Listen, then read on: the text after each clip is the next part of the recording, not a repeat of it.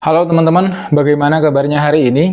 Hari ini adalah hari kedua di tahun 2025, masih awal banget. Dan pasti kalian punya banyak harapan yang ingin kalian wujudkan di tahun ini. Dan saya doakan semoga harapan dan doa-doa kalian bisa terwujud sesuai harapan.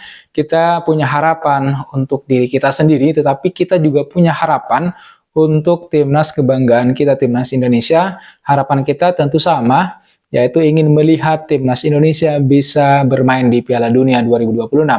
Harapan ini semakin dekat menjadi kenyataan karena saat ini timnas Indonesia berada di peringkat ketiga klasemen sementara grup C dan hanya terpaut 1 poin dari pemilik peringkat kedua, yaitu Australia.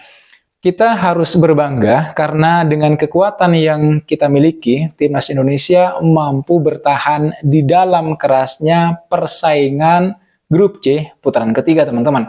Padahal kalau kita pikir-pikir, kita memiliki masalah yang sangat-sangat krusial mulai dari ronde kedua hingga ronde ketiga, yaitu bahwa timnas kita ini tidak memiliki penyerang murni alias striker yang mumpuni, yang tajam, yang produktif di lini depan timnas kita. Kita memang punya Rafael Strijk dan kemudian Ragnar, tapi mereka bukan pemain yang secara murni sebagai seorang striker. Jujur saja kita memang krisis seorang striker sejauh ini, terutama di putaran ketiga kualifikasi. Itu artinya teman-teman sekalian, timnas Indonesia saat ini masih membutuhkan sosok penyerang tajam yang dapat memperkuat lini atau barisan depan kita. Meskipun PSSI sudah berupaya keras mencari striker yang tepat, tapi hingga kini itu belum ditemukan pemain yang benar-benar sesuai dengan kebutuhan tim. Pencarian ini itu semakin mendesak, mengingat pentingnya keberadaan seorang penyerang yang bisa memberikan kontribusi signifikan, terutama di ajang kualifikasi Piala Dunia 2026 zona Asia, terutama mulai bulan Maret tahun ini, di mana kita masih akan melanjutkan putaran ketiga yang sudah tersisa 4 pertandingan lagi. Dan pertanyaannya adalah, apakah Indonesia bisa menyelesaikan tantangan untuk meraih minimal 3 kemenangan dari 4 laga tersisa untuk memastikan diri lolos langsung ke putaran final Piala Dunia di tahun 2026 nanti. Untuk meraih kemenangan, minimal 3 kemenangan, tentu saja kita membutuhkan seorang penyerang baru, seorang penyerang tambahan. Apakah sudah ada? Pertanyaan ini sebenarnya sudah agak sedikit terjawab dengan sudah diprosesnya naturalisasi oleh Romeni. Meskipun saat ini masih terhambat oleh anggota DPR RI yang masih melakukan reses hingga tanggal 20 Januari. Artinya, persoalan kurangnya striker tajam di lini depan timnas kita itu sudah agak sedikit terjawab gitu ya, dengan akan bergabungnya oleh Romeni. Tapi satu striker baru itu tidak cukup untuk membangun skuad yang dalam, terutama untuk barisan depan. Itulah sebabnya kemudian Pak Erick Thohir pernah mengatakan kalau PSSI masih akan menaturalisasi pemain depan yang lain selain oleh Romeni. Memang sampai saat ini belum ada bocoran atau informasi terbaru mengenai calon pemain naturalisasi berikutnya yang posisinya sebagai seorang striker atau pemain depan. Tapi teman-teman sekalian, baru-baru ini datang kabar yang cukup menggembirakan, di mana dikabarkan bahwa Kenzo Ridewald, pemain keturunan Indonesia Belanda yang berasal dari Ajax Amsterdam, mengungkapkan kesiapannya untuk membela timnas merah putih, timnas Indonesia. Pernyataan ini tentu memberikan semacam harapan baru bagi timnas kita yang tengah mencari seorang striker, kekuatan tambahan baru untuk menghadapi kompetisi internasional. Keputusan Enzo Ridewald untuk kemudian bergabung dengan skuad kita, skuad timnas Indonesia, tentu akan sangat dinantikan oleh para penggemar fans sepak bola tanah air. Kabar atau informasi soal Kenzo Ridewald ini sebenarnya pertama kali tersiar di kanal YouTube Yusanugraha, di mana di kanal YouTube tersebut Kenzo Ridewald mengungkapkan beberapa fakta menarik tentang dirinya sendiri dan hubungannya dengan Indonesia. Pemain sayap berusia 17 tahun yang kini memperkuat AZ Alkmaar ini mengungkapkan bahwa sudah sejak lama dia memikirkan untuk bergabung dengan skuad merah putih timnas kita. Dan yang lebih mengejutkan adalah pernyataannya bahwa dia pengen memperkuat timnas Indonesia seandainya suatu saat dia dipanggil oleh pelatih Shin Tae-yong.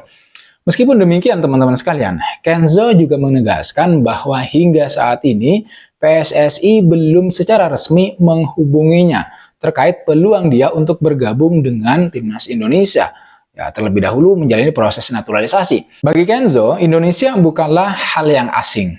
Karena dia sendiri memang memiliki darah keturunan Indonesia dari sisi keluarga, dengan keturunan yang berasal dari Banda Neira, Jawa, dan kemudian Suriname. Dia mengungkapkan bahwa dirinya sering menikmati masakan khas Indonesia yang sering disiapkan oleh ibunya. Hal ini semakin memperkuat ikatan emosional Kenzo dengan tanah air, dengan Indonesia. Maka tidak ayal kalau dia memiliki keinginan yang sama seperti pemain-pemain diaspora sebelumnya untuk kemudian membela timnas Indonesia. Apalagi kita sudah masuk atau berlaga di kompetisi internasional. Dengan pengakuan Kenzo tersebut, ini menandakan bahwa kita memiliki banyak pemain diaspora yang berkarir di luar negeri. Dan ini menjadi sebuah keuntungan tersendiri bagi kita semua, bagi timnas Indonesia, jika mereka berkeinginan untuk bergabung dan membela skuad Garuda. Oleh sebab itu teman-teman sekalian, jika PSSI dan pelatih timnas Indonesia melihat sesuatu yang istimewa dari Kenzo ini, maka bukan hal yang tidak mungkin jika nanti dia ditawari untuk menjalani program naturalisasi. Kualitas dan potensi yang dimiliki Kenzo ini bisa semakin memperkuat lini depan timnas Garuda di ajang internasional. Apalagi pemain muda yang satu ini dikenal sebagai sosok pemain yang serba bisa atau versatile.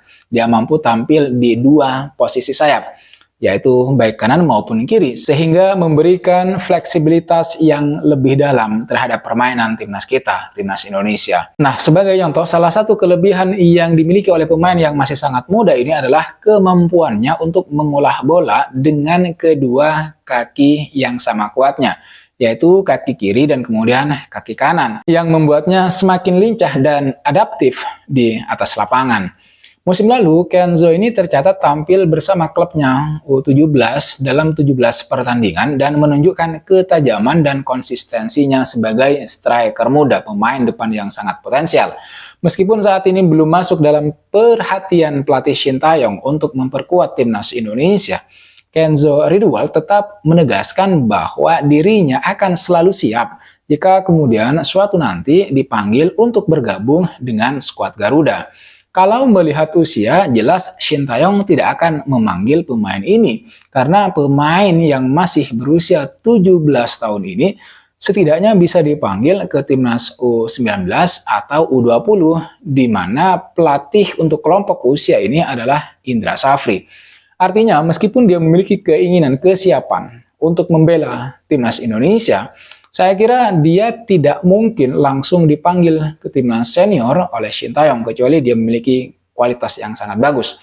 Beda dengan Emiliano Jonathans misalnya gitu ya, yang memang sudah bermain untuk level usia 21 tahun sehingga memiliki kesempatan untuk dipanggil ke timnas U23 atau juga nanti bisa dipromosikan ke timnas senior seandainya dia jadi dipanggil. Oleh sebab itu, karena usianya masih sangat muda, maka Kenzo Ridwan ini harus lebih dulu membuktikan kemampuannya, kemampuan dirinya bahwa dia layak untuk kemudian membela timnas Indonesia.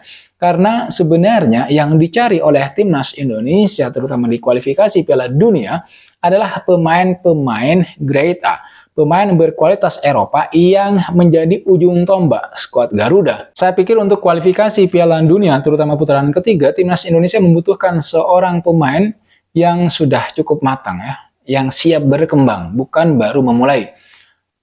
Ya, meskipun belum sempurna juga gitu. Salah satu contohnya misalnya adalah Ole Romeni, seorang pemain yang menurut saya sudah cukup matang, baik itu secara usia maupun juga secara kualitas maupun pengalaman di atas lapangan. Menurut hemat saya, sementara ini pemain depan yang agak lebih dekat untuk menjalani program naturalisasi berikutnya untuk barisan depan, posisi lini serang adalah ya kalau tidak Mauro Zylstra, ya Emiliano Jonathans. Menurut saya, dua pemain tersebut jauh lebih matang, jauh lebih siap daripada Kenzo. Dan jauh lebih, sekali lagi, jauh lebih siap untuk bergabung dengan timnas Indonesia, senior terutama. Tapi tidak apa-apa, Kenzo tidak perlu berkecil hati karena yang harus dia lakukan adalah terus berlatih dan mengembangkan diri agar semakin meningkat kualitasnya. Karena bermain untuk timnas adalah bermain untuk sebuah negara, untuk sebuah bendera. Dan ini adalah level internasional. Nah, oke teman-teman, saya kira itu yang bisa kita bahas soal pemain keturunan Indonesia yang juga memiliki ketertarikan untuk bergabung dengan timnas Indonesia di kompetisi level internasional. Di akhir video ini saya ingin mengucapkan terima kasih buat kalian yang sudah menonton video ini sampai selesai. Buat kalian yang sudah memberikan komentar, kritik, masukan, dan semacamnya. Sekali lagi, kalau kalian menginginkan pembaharuan informasi atau update terbaru dari perkembangan timnas Indonesia dan hal-hal lain yang berkaitan dengan timnas Indonesia, sekali lagi tetap stay tune di channel ini dan pastikan kalian menyukai atau klik tombol like agar semakin banyak orang yang menyukai channel dan konten-konten di channel ini. Sekali lagi, jangan lupa like, komen, dan subscribe, nyalakan notifnya. I'll see you on the next video.